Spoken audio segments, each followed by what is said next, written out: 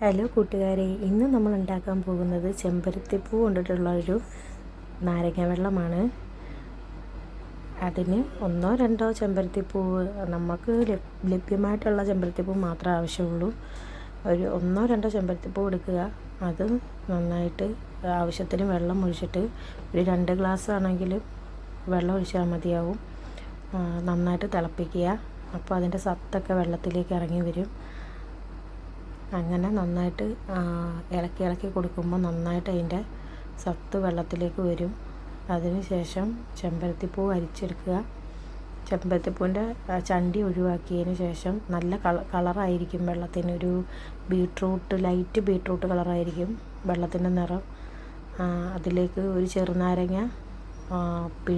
ചെറുനാരങ്ങയുടെ കഷ്ണം മതിയാകും.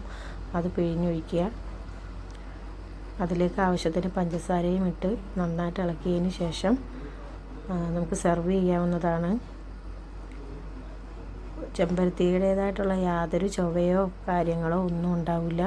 നല്ല ടേസ്റ്റി ആയിട്ടുള്ള ഒരു നാരങ്ങ വെള്ളമാണിത്. നമുക്ക് വേണമെങ്കിൽ ഈ ചെമ്പരത്തിയുടെ ഇതുകൂട്ട് വെള്ളം ഉണ്ടാക്കിയതിന് ശേഷം തണുത്തതിന് ശേഷം ഒരു ബോട്ടിലാക്കിയിട്ട് ഫ്രിഡ്ജിൽ സൂക്ഷിച്ച് വെക്കാവുന്നതാണ്. ഒരാഴ്ച വരെ അങ്ങനെ ഫ്രിഡ്ജിൽ സൂക്ഷിച്ച് വെക്കാം. അതിന് ശേഷം യൂസ് ചെയ്യാൻ പാടില്ല. ഒരാഴ്ച മാത്രമായിട്ട് യൂസ് ചെയ്യാൻ പറ്റും.